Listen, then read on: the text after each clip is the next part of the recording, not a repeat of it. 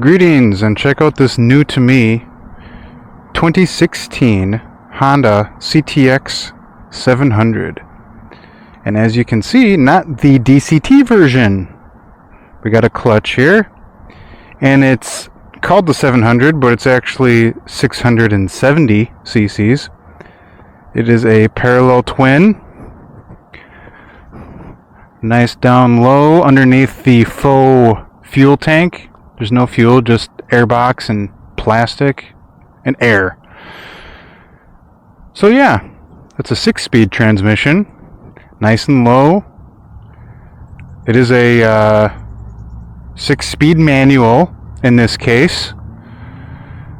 The engine makes give or take 50 horsepower at the top of the rev range, 45-ish pound-feet of torque. It gets this almost 500-pound machine down the road via chain drive over here, which is one of the complaints that many people seem to have with this bike. So yes, it is used. You know, the flaws are abundant. Mechanically, I had to do some work with the chain and sprockets. Just replace them. Same with tires. Because brand new, the MSRP was $7,000 USD. And I won't mention how much I paid, but it was $5,000 less than that, roughly. The things I love about this bike, I actually really enjoy the visuals on this thing. It is the CTX-N. So there's no cowling over here, no windscreen. I did see windscreens that you can mount on this one, which might be interesting.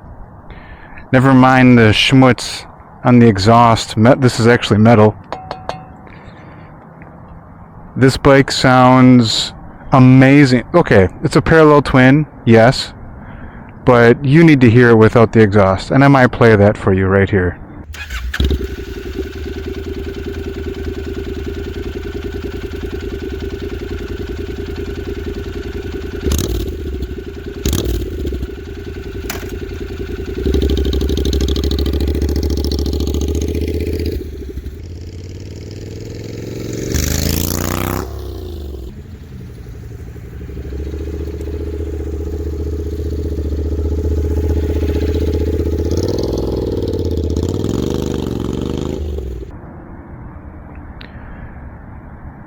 So the sound is actually a lot better than you would expect. And once you remove the 8.5 pound, I don't know what you call it. Some people don't mind the looks, but if I can remove that exhaust, the better. I put it back on here now just so that you could see the bike in its stock form. There have been no performance modifications or anything. The airbox, which is underneath all this, like this and this, is connected. I have a K&N performance air filter to put in. I didn't do that yet, just to have apples to apples comparison. The brake discs, front and rear. For a 500-pound bike, you might be surprised to see... Wait, that's a 2-piston? Huh. How can that be enough? Well, somehow it is. Especially if you are if you're a beginner, you should have the MSF course info like in the front of your brain still, and whenever you're hitting the brakes, typically you should be hitting both of them. And I don't know, this bike, it gets the job done. Honda did a decent job with that system. And, I can't complain about the styling either.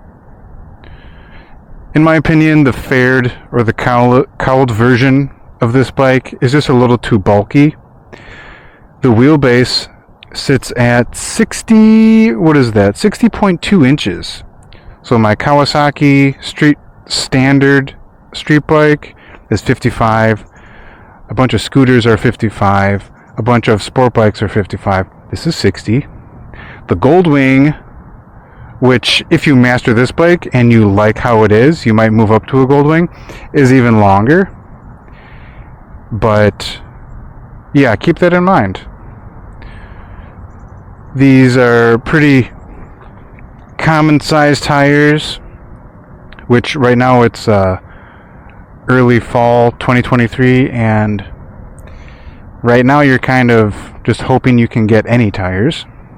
But that said, wide variety of tires you can put on here. Technically this is a sport touring motorcycle. I think that combines with the weight, the power. Let's see, what else? I think that's about it. Which means that if you are a beginner, you know, you have a lot of things going for you with this bike if you're a beginner.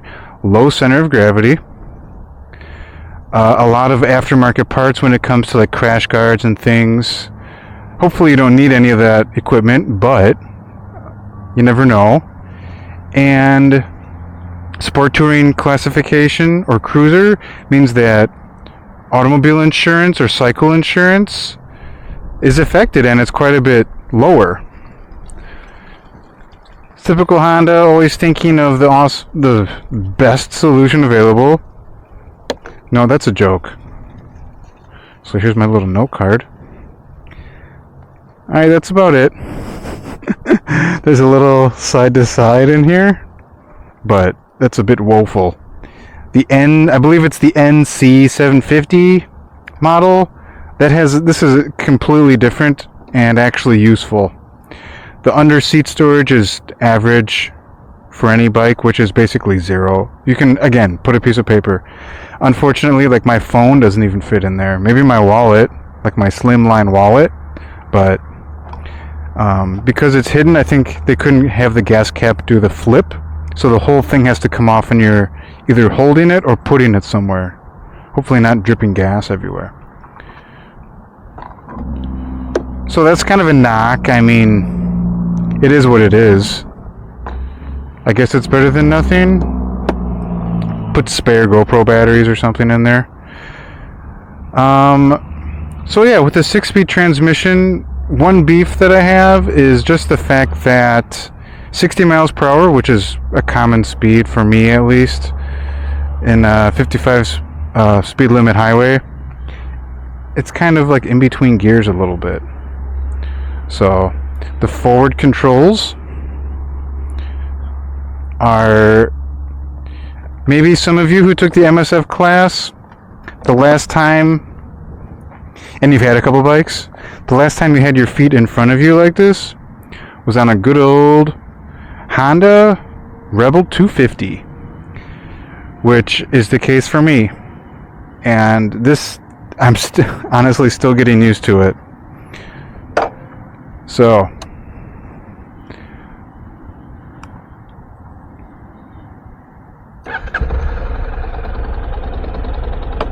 from here you have a bit of a sewing machine sound, but with a little rumble, granted.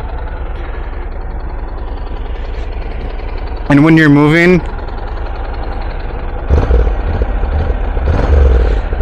that rumble sort of doesn't exist even. But, like I said, it speaks for itself, literally. So, maintenance needs to go along with any motorcyclist. Whether you pay someone to do it for you, or you do it yourself. Even between, like, maintenance visits, you should be checking your fluids somewhat regularly. This is a dipstick. There's no sight glass, which is a bummer for me, especially because like the dipstick, it goes in at an angle, so you never know. Wait, which side should I be looking at? Anyways, if you want to split hairs, you could, and for me it's just I don't have time for that, right? Brake reservoir for your it is water cooled, by the way, and if you get in here, there's like an angle you have to get at to check the coolant level, which, oh yeah, it's like right there. You're not going to be able to see that, but all I would do is shine a flashlight underneath and you could see where the coolant level is. In some cars and bikes, the plastic gets so dingy that it's almost impossible to see where the level is. But speaking of maintenance, one of the biggest knocks is just the fact that it's a chain drive. A lot of people are interested in shaft and belt final drive systems purely because of the maintenance aspect. Every 400 to 500 miles, 6, you know, if you're looking at your bike, you're going to see how dirty it is. You know, if I'm driving in parking lots all day and in a city, it might not get as dirty as someone that lives out in the country and has dirt roads to deal with. But so far, I mean, I'm just standing here. You would not know that this is 500 pounds.